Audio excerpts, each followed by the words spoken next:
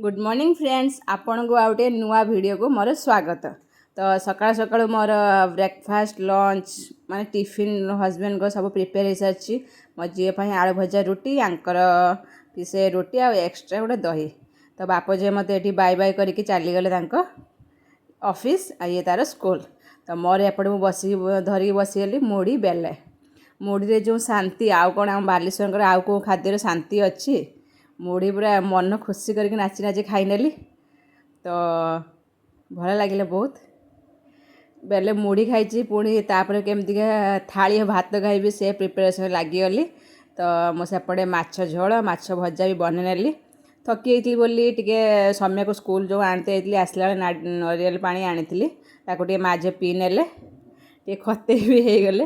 तापर कौन भात नहीं गली बाड़ी खायापी मो झील कहता भात मम्मी करी तरकारी मु करी आलू चटनी मम्मी करी माछ भजा मु करी एमती कही माँ झील